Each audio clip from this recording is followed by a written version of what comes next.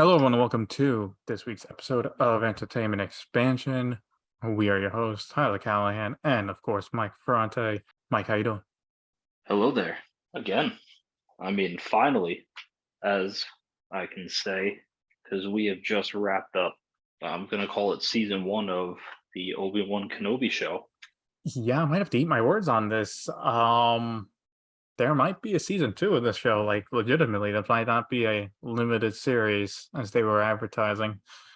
I mean, we're recording this today. The finale came out, and Kathleen Kennedy has already come out and said, depending on the reception and fan engagement, there might be a season two. There's stories we could tell. I'm like, all right, you're doing season two. Just like you're just lining up the contracts right now, but there's season two. You just want to create some hype around it. This way you can greenlight it, essentially. And we'll talk about how they set up the season two in a few minutes. But the way this ended, there is totally elements they have for a season two. There is, but it also ends in a way that they could kind of leave it where it is. Oh, no, absolutely. It's not like they've left it to the point where if this is the limited series, it ended fine. And it works. But it's not like they're forcing a season two. Yeah. We'll get that in a few minutes. Main discussion, episode 4, 5, and of course, episode 6, season 1 as a whole. And we'll do a wrap up with a ranking since we have a few Star Wars shows now that are out. But I'll kick it off to you, Mike. What do you think of the second half of this season? Second half progressed pretty well. I said progressed faster. It definitely did because it kind of had to. Yeah. It's only 6 episodes. Us finally getting backstory for Reva, which is pretty accurate. She was Padawan. Slight complaint. She's sitting there kind of mad at Obi-Wan when they're having their little heart-to-heart through the door. Mm-hmm. And where were you when Anakin was doing this? He was your Padawan, and he's just sitting there silently like, oh, God, she's right. Like, bro, you just ended the war. That's where you were. Okay. You were away on Utapau. I'm going to push back on this. I'm going to push back on this a little bit. Is she being a little stupid? Of course. However, she was what, a 10-year-old Padawan? She doesn't know the intricates of the war and where every major like she knew obviously the big thing of Obi-Wan. Anakin was his Padawan, right? Because like they're some of the most famous Jedi around. So yes, she knows that, but like to be fair, not everyone in the Jedi Order was like, okay, guys, everyone, Kenobi is going to kill Grievous and possibly end a war. Okay, everyone. He said an out of office as he's leaving Coruscant. Like that didn't happen. So I understand her frustration. Now, maybe Obi-Wan could have said something. Maybe he didn't see it coming, or he was away at the time and he feels guilty about it. I agree with you there, but I don't think her being angry at that point is not wrong. I think it fits. No, I'm just more nitpicking at the fact that he didn't even stand up for himself. But with how the show has progressed, do you really expect that? Like the show has been him processing his trauma and his failures. Yes. So I mean, I don't know. I think at that point he wasn't the self-confident we see at the end of 5 and obviously of all of 6. He's still processing. I think since we're on that episode, I think one criticism I would give the show, because I have quite a few, is Obi-Wan trying to turn Rhea against Kenobi, literally 6 inches away from a couple stormtroopers. Like really? Like you're just kind of openly talking about this? Hey, when he lands, you mean we take him on, wink, wink, kill him? And the stormtroopers are like, we can't say anything because she'll kill us, but. Yeah, but he was using his inside voice. His inside voice? What, you think they can hear through those helmets? They can barely see. You think they can barely shoot. Lets them use their senses? Okay, fair point. But the stormtrooper is only so accurate, as told by Obi-Wan. Yeah, they're pretty good at shooting robots. They are accurate. That's one thing they're good at. I mean, the stormtroopers racked up some kills this season. Yeah. I think the second half of the season, I think, was good. It gave us a lot of more standout moments.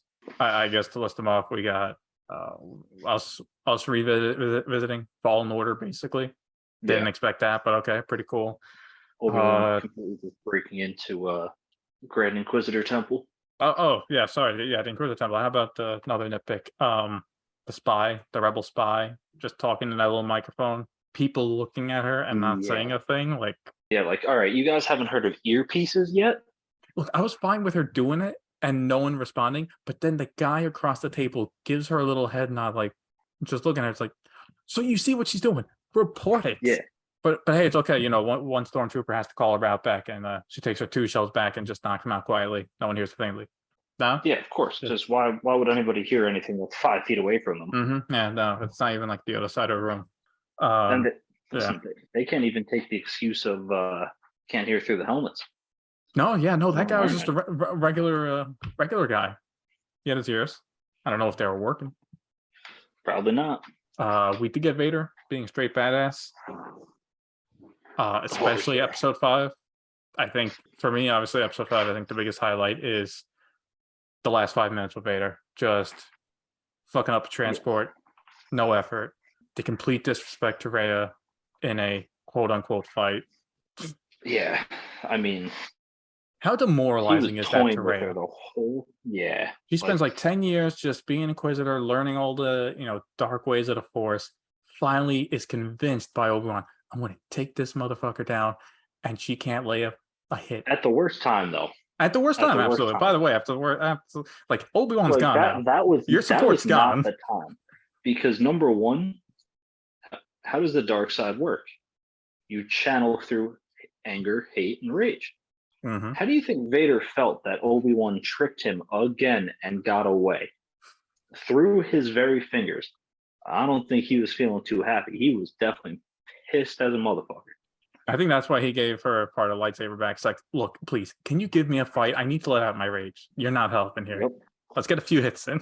She didn't get any hits in. He deflected her with the Force, took her saber, snapped it in 2, gave it to her. You know that Grand Inquisitor was watching too in the background.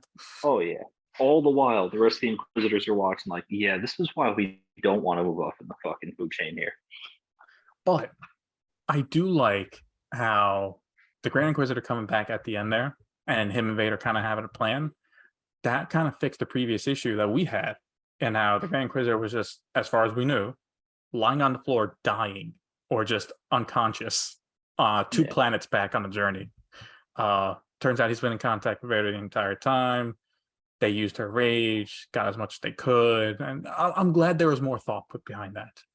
And again, what you mentioned with the her backstory, being a Padawan, I thought that was good in how she recognized Anakin. And I think they should have done better with her, because her backstory I think is pretty interesting. There's plans for season 2. Maybe. I don't know. I just felt the initial backstory is like a Padawan who goes to the dark side, more or less with the sole purpose of killing one of the 2 Siths. Like that. Like how far do you let yourself become engulfed in the dark side to achieve your goal? And she went pretty far, and she failed spectacularly. But it's an interesting story. It definitely is. Like, I feel that could have also been its own show, like a political thriller kind of, right? Behind enemy lines, you're undercover. You got to do all this evil stuff, but the more stuff you do, the closer you get to Vader. Get your shot. I don't know. I feel like that could have been something separate, but kind of wasted that, didn't they? Yeah, they definitely did. Just how they wasted the rest of the Inquisitors, like 5th brother and that other lady, 4th sister, I think. They just kind of disappeared in the second half, right? Yeah, we don't see them at all, I don't think. I think we see them in episode 4 as Obi-Wan and the group escapes, but 5 and 6, yeah, we don't see them at all. They're not important. They didn't do anything anyway. Yeah, their presence wasn't missed. No, it wasn't. But let's get down to the nitty gritty. All right, episode 6. Let's talk about episode 6. You want to start with the immediate problem that we're forced with? Oh, problem. I was going to go into the good stuff. What problem do we have? Oh, the problem I have is how the fuck did Reva get to Tatooine so goddamn fast? Oh, she was laying on the floor, a blink away from death. She got angry enough to not only get up, survive, hold herself together, escape the planet that she's now known to be a traitor at, and get to Tatooine, all before Vader even catches up to Obi-Wan. Yes, and then while the split off to distract Vader in the final battle, she spends easily half a day roaming around the city trying to get info, then waits until night, then attacks, then runs into the deserts. Yeah. Yeah, no, that's an issue. And honestly, like, I'm not trying to like insult them, but that is kind of like basic storytelling. They could say, well, technically the time difference in Tatooine is different. And they're like, look, we don't know that. We don't know. All we know We is don't know anything. we know Tatooine has 2 fucking suns. That's it. We don't know how long nighttime is there. We don't know how long daytime is. We don't know how time zones work. So you can't tell us, you can't expect us, you start off the episode with her in Tatooine, and while everything else is happening in what we assume is 2 to 3 hours, she does all of that. That's just Yeah, because it's a lot. Obi-Wan's doesn't feel a thing until Luke basically is screaming and then falls down and is unconscious. At that point, everything else has already happened. That's a bit too late, buddy. Yeah. But besides that start, I think episode 6 So, was fantastic. oh yeah. A little too shaky Absolutely cam in the final wonderful. fight, though. True. Talking about the final fight, I do like how they went with not as intense lightsaber combat as episode 3. It kind of felt like a faster pace of episode 4. Yes, it Which was is a good. lot more because it's half the battle of wits as it is lightsaber combat. Where episode 3, it was 2 men duking it out with their lightsabers. This, they used a lot more force elements against each other. I mean, Vader's leg sweep with a fucking rock was awesome. Or just an obscene amount of force power, like Obi-Wan just rocket missiling Vader for a minute straight. Oh yeah, and Vader just taking it. Oh, you're gonna rock sweep me? Huh? Have all these rocks, huh? You done? You like rocks? I'll give you rocks. rocks. You try to bury me in rocks? Well, Anakin, it's not sand. Why did you say that? Turns into Batman. Why did you say that name? I don't like that terrain. But also, yeah, just to go back to your point, though, like you're right in that they're being more strategic. I think one thing I noticed compared to the 3, where it's just all lightsaber, is they were like using their elbows and arms a bit more just to like punch. So like you had Obi-Wan use the hilt of the lightsaber to beat his breathing respirator, right? Do a little damage.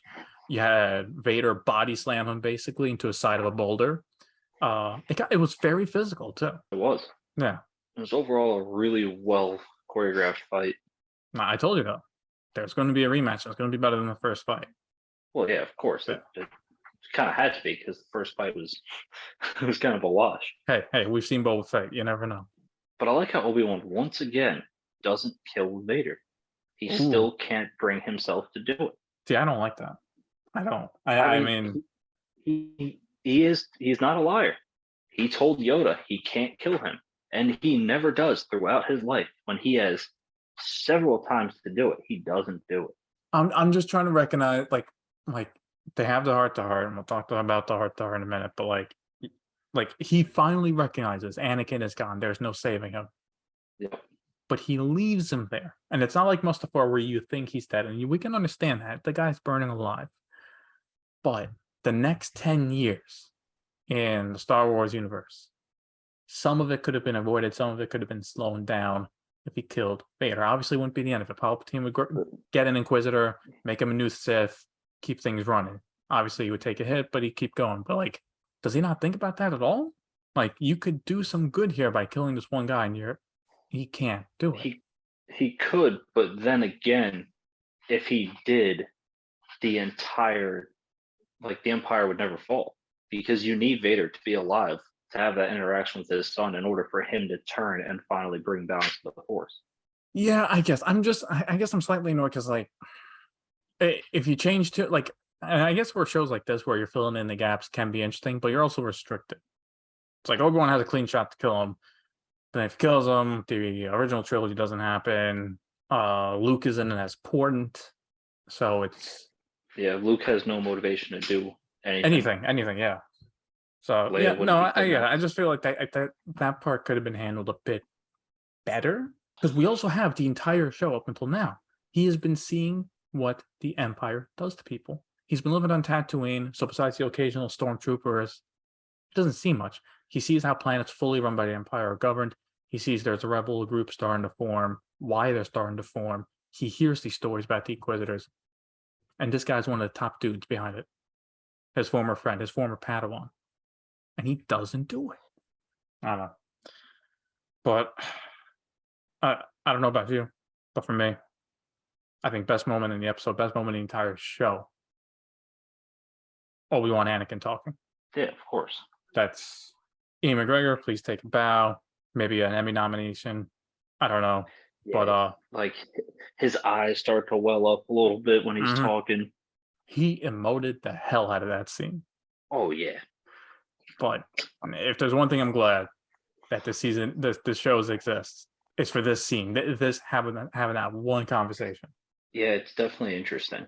And they pull a little thing from Rebels, which I liked as well. A little similarity there. Care to illuminate?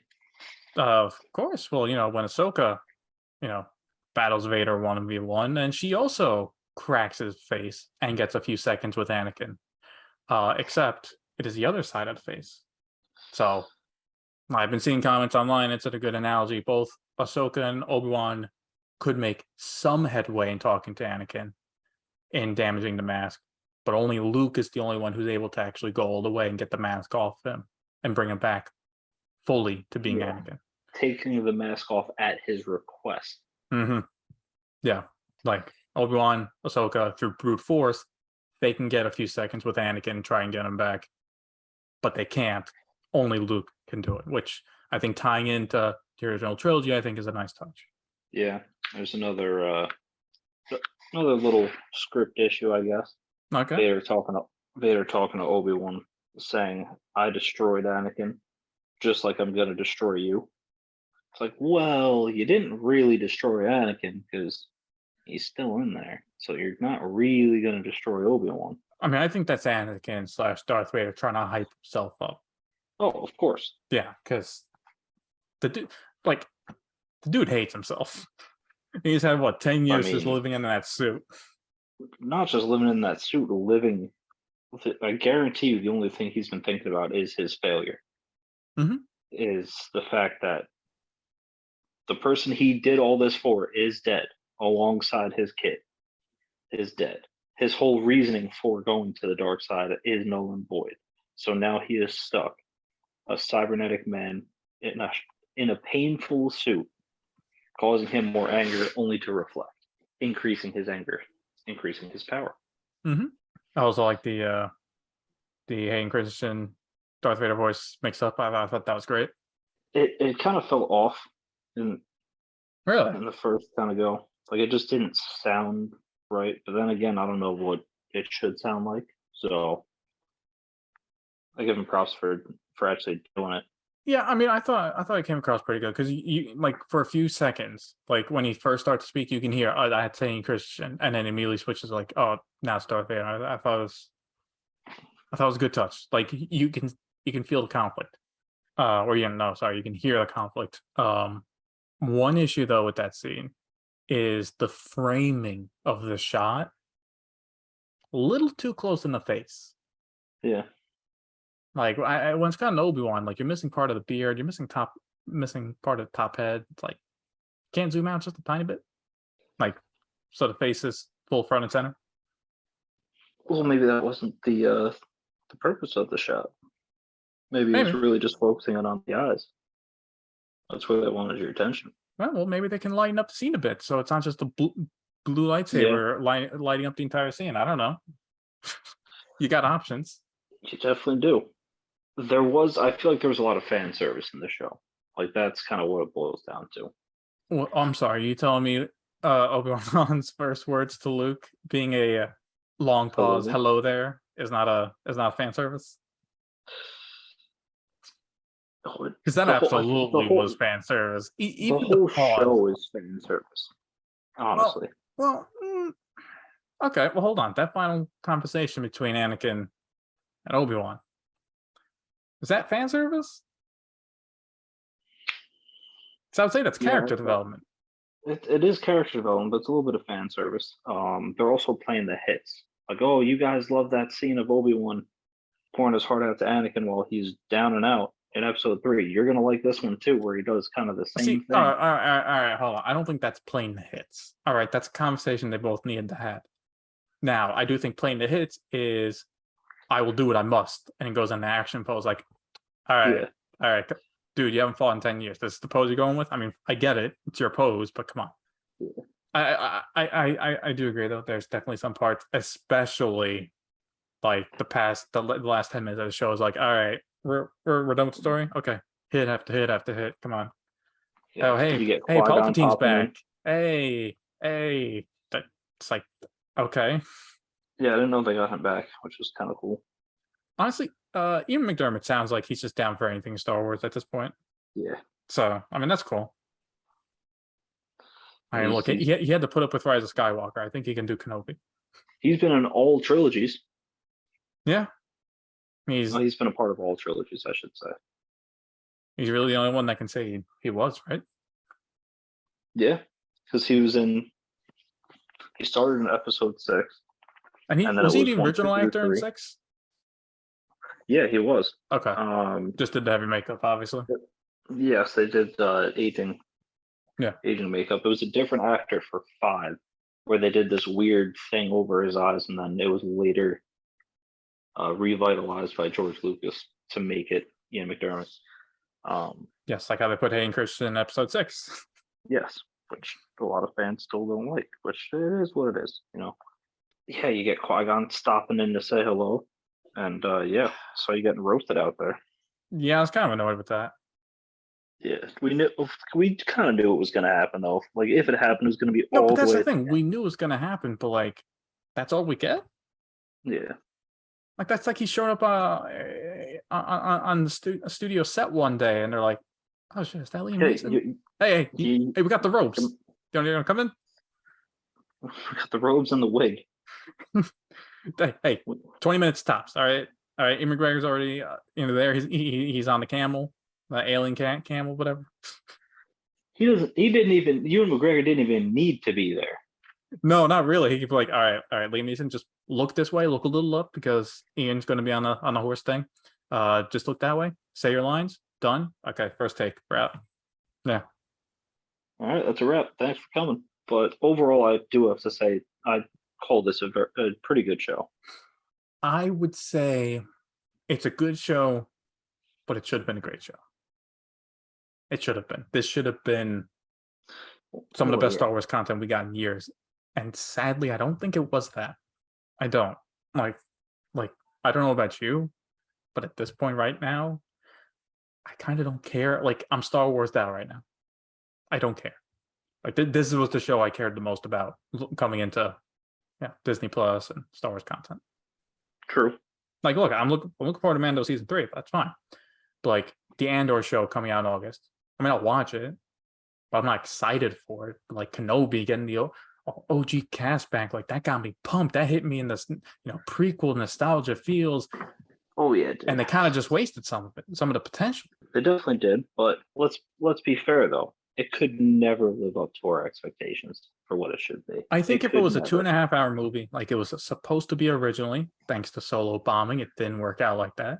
If it was a 2.5 hour movie with most of the same plot points, I think this would have been better. I agree. Because even we felt like the pacing's a bit off. Like 3 to 4 is a little slow, and then 4 to 6 is just lightning fast. We gotta go. It's like, I mean, it kind of feels like remnants of like a 3-act structure. I mean, I think it's definitely worth a watch. I'm not saying people shouldn't watch the show. And if you love any of the prequels, you owe it to yourself to watch it. Of course. It's just if you're a Star Wars fan, you kind of have to watch it. Well, yeah, because Star Wars fans will watch anything.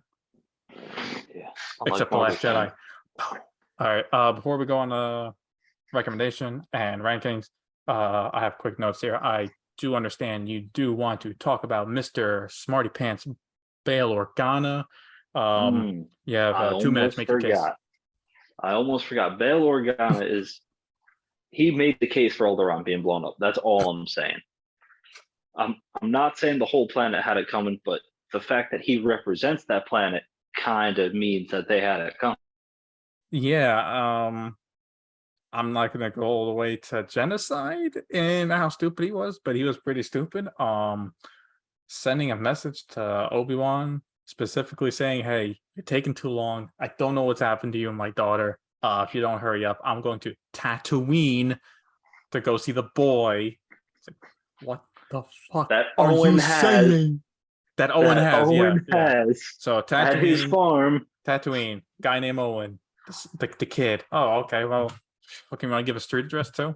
Yeah, it's just like, dude, like, it's one thing to do a check-in and be like, hey, man, just Yeah, I guess call but to me when give you have that a much second. detail, like Like honestly, all of it.